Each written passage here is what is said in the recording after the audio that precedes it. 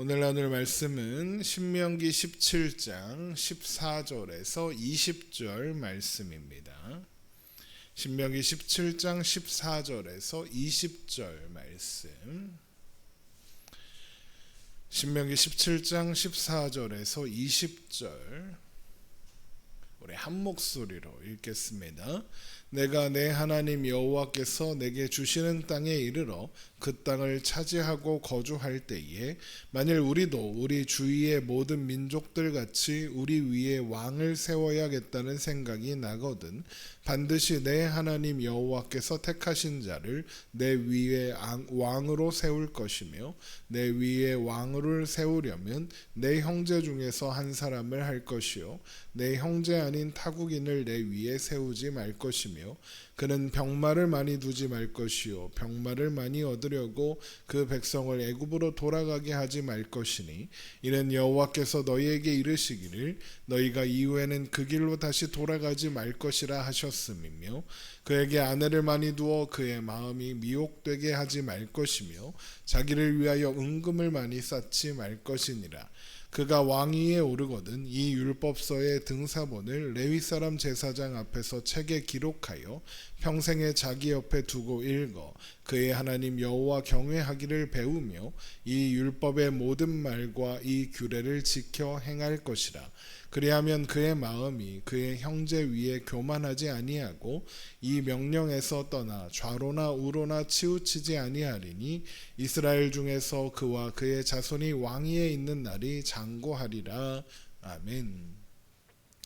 하나님은 이스라엘이 행복한 삶을 살게 하시려고 규례와 법도를 주셨다는 이야기를 계속해서 하고 계십니다.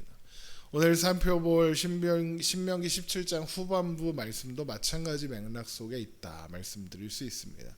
신명기 17장 14절 이하의 말씀은 이스라엘 백성들이 가나안 땅에 살다가 주위의 다른 나라들처럼 왕을 세워야겠다는 생각이 들었을 때 어떤 기준으로 왕을 세울 것인가에 대한 말씀입니다. 신명기 17장 14절입니다. 내가 내 하나님 여호와께서 내게 주시는 땅에 이르러 그 땅을 차지하고 거주하게 할 때에 만일 우리도 우리 주위의 모든 민족들 같이 우리 위에 왕을 세워야겠다는 생각이 나거든입니다. 그 자세한 내용을 살펴보기 전에 먼저 생각해 볼 것이 있습니다. 사람들은 왜 왕을 세워야겠다라고 생각할까요? 그 이유는 왕이 있어야 잘 될 거, 왕이 있어야 뭔가 힘이 하나로 모여서 잘 될 것 같고 나라가 승승장구할 것 같고 내가 성공할 것 같고 한마디로 행복할 것 같기 때문입니다.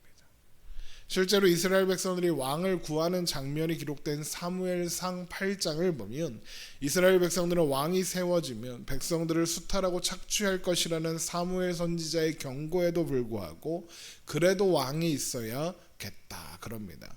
그러면서 뭐라고 하느냐? 우리도 다른 나라들 같이 되어 왕이 우리를 다스리며 왕이 우리를 위해서 우리의 싸움을 싸워야 하기 때문이다라고 이야기합니다. 그러면 이때 상황이 이스라엘의 적이 쳐들어와서 당장 나가서 싸울 왕이 필요했던 것이냐? 그런 것도 사실 아니었습니다. 당시 이스라엘은 에베네셀에서 크게 승리하고 평화로운 나날들을 보내고 있었습니다. 이때 이스라엘은 블레셋이 감히 넘보지 못하는 강한 나라인 상태였다는 겁니다. 그런데도 이스라엘은 나가 싸울 왕이 있어야겠다고 하는 겁니다. 자신들을 위해 나가 싸울 왕이 있어야 한다고 한 이유는 뭘까요? 사무엘상 8장 20절에 다른 나라들 같이 되기 위해서입니다. 사무엘상 8장 5절의 표현으로 하면 모든 나라와 같이 되기 위해서입니다. 다른 나라들, 모든 나라들이 뭘 하고 있길래 왕이 필요하다 그러는 걸까요?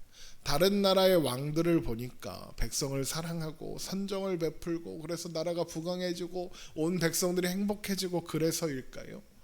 그렇지 않습니다. 대대로 세상의 왕들의 꿈은 백성들의 행복이 아니었습니다. 자신의 힘과 권력을 강화하고 군림하는 것에 그 꿈이 목적이 있었습니다. 그러기 위해서 필요한 것이 강한 군대였습니다. 강한 군대가 있어야 백성들 위에 군림할 수 있으니까요. 나아가서 그 강한 군대로 상대적으로 힘이 약한 나라들을 굴복시키고 정복해서 그들이 가진 것을 빼앗았습니다. 왜 그렇게 했겠습니까? 그렇게 해야 자신들의 위상이 높아지고 권력이 드러나고 백성들이 따르기 때문입니다. 그래서 역사 속 왕들의 역사는 전부 왕권을 강화하고 영토를 확장하기 위해 노력하는 모습으로 채워져 있는 겁니다. 반면 왕권이 약화되면 한없이 힘없고 연약한 존재가 돼요. 왕 같은 다른 사람한테 휘둘리게 되죠. 그리고 그게예요. 아무튼 그것이 이스라엘 백성들이 왕이 있어야 된다라고 하는 이유입니다. 다른 나라들처럼 다른 나라를 굴복시켜서 그들이 가진 좋은 것을 빼앗아 누리고 싶은 겁니다. 한마디로 지금보다 더 행복하고 싶다는 겁니다. 왕이 있으면 자신들을 더 행복하게 해줄 수 있을 것 같은 겁니다. 그런데 사람의 힘으로 또 돈으로 영향력으로 강한 군사로 더 좋은 상황과 환경을 만들 수 있을까요? 그렇게 좀 더 훌륭한 세상을 만들 수 있나요? 그게 더 행복해질 수 있을까요?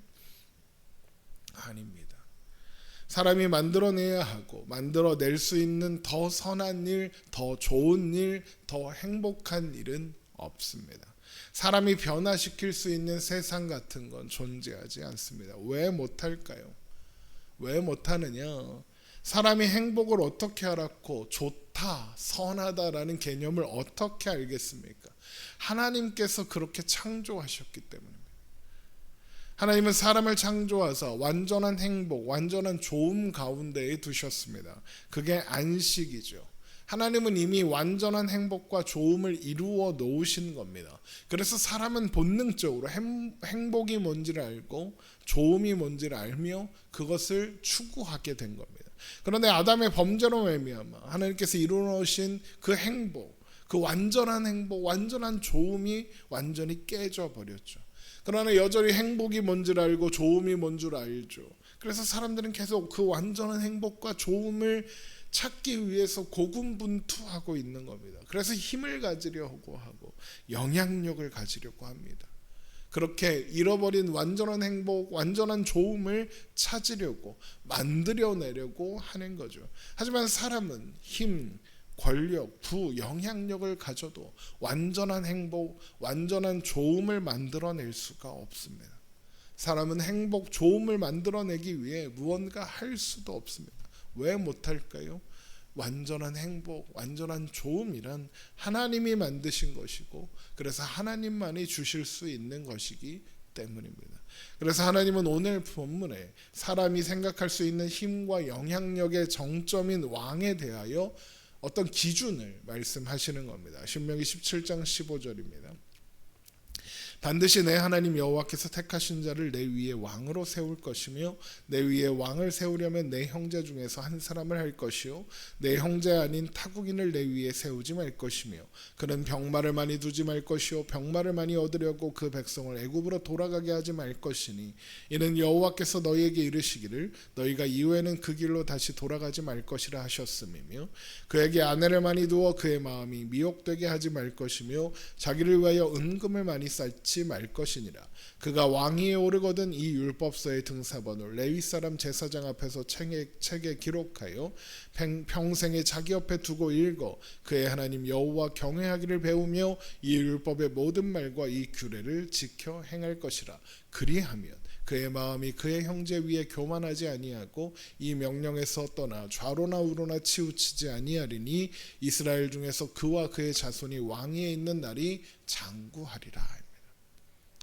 왕이 가지는 힘, 왕이 가지는 영향력이 어디서 나올까요? 여기 지금 하지 말라고 한 것들에서 나옵니다. 병마, 군사력에서 나오고 두 번째는 아내, 그러니까 동맹을 위한 정략 결혼과 왕족들의 번성에서 나옵니다. 또 세 번째는 은금, 재력에서 나옵니다. 그런데 하나님은 그런 것들을 갖지 말라고 하는 겁니다. 사람들이 왕을 세우고 왕이 되려고 하는 이유가 뭡니까? 사람들이 왜 국회의원, 대통령 이런 거 하려고 할까요?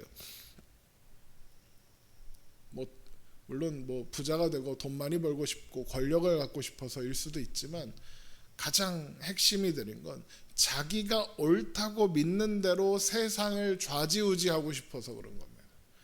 그러려면 힘이 있어야 하고 그 힘은 군사력, 번영, 돈이 있어야 하는 겁니다.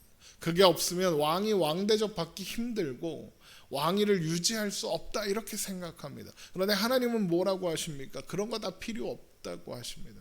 뭐만 하랍니까? 율법서를 평생 그리고 항상 자기 옆에 두고 읽어서 하나님 여호와를 경외하기를 배우랍니다. 하나님을 알고 하나님의 마음을 알아서 그 뜻대로 행하랍니다. 그러면 어떻게 됩니까? 그와 그의 자손이 왕위에 있는 날이 장구하리라. 왕위를 유지하기 위해 꼭 필요하다고 생각하는 것들을 포기해도 그런 것들이 없어도 왕위가 장구하리라. 오래 유지된다 이겁니다. 그게 어떻게 가능합니까? 행복은 왕이 만들 수 있는 게 아니고 왕이 가진 힘과 영향력으로 만든 것도 아니고 오직 하나님 안에서 하나님께서 이미 완전하게 창조하신 행복을, 그래서 사람이 더할 수 없는 행복을 누리는 거니까요. 하나님 안에서 하나님 안에 있는 사람은 행복하기 위해 뭘 더 하려고 할 필요가 없으니까요. 아벨을 죽인 가인이 하나님을 떠나 뭘 합니까? 성을 쌓았습니다. 성을 쌓으려면 먼저 사람들을 모아야 합니다. 그런데 모은다고 되는 게 아니라 그들에게 영향력을 미칠 힘이 있어야 합니다.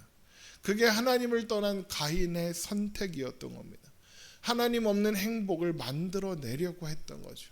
그래서 사람들을 모으고 영향력을 미치고 그래서 강력한 성을 쌓고 문화와 기술을 발전시켰습니다. 그래서 그의 후손에서 라멕이라는 사람이 태어나죠.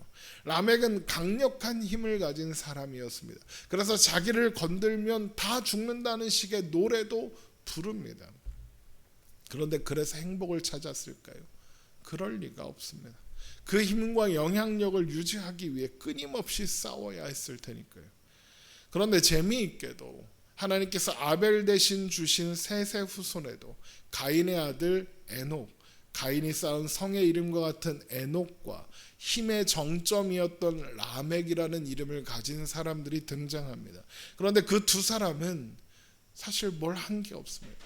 그들이 한 거라고는 에녹은 하나님과 동행하며 자녀들을 낳았고 라멕은 노아를 낳고 하나님이 우리에게 안식을 주신다고 한 것밖에 없습니다. 그러니까 셋의 후손인 에녹과 라멕은 많은 업적을 남기고 힘과 영향력을 가졌던 가인의 후손인 에녹과 라멕과는 다르게 산 겁니다.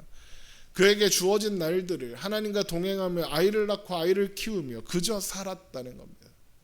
그런데 그래서 결국 누가 남았습니까? 라멕이 낳은 노아와 그의 가족들만 남았습니다. 하나님이 주신 안식, 그러니까 완전한 행복, 완전한 좋음을 누리는 건 그들 뿐인 겁니다. 그래서 라멕이 노아, 하나님이 우리를 안위하신다, 하나님이 우리에게 안식을 주신다 노아라고 고백하며 이름을 짓는 겁니다. 결국 왕을 세울 때에 병마, 아내, 금은 필요 없다, 하나님 말씀만 가까이 하면 된다 그러시는 것은 행복을 위해 힘과 영향력을 가지려고 하지 말고 하나님을 알고 하나님의 마음을 알아 하나님이 허락하신 안식, 곧 행복과 좋음을 누리며 살아라. 거기에 뭘 더하려고 하지 말아라. 사람이 뭘 더해서 행복해질 수 없다, 좋아질 수 있는 건 없다. 하나님만 바라보며 하나님 안에서 오늘을 살아가라. 바로 이런 의미이다라는 겁니다.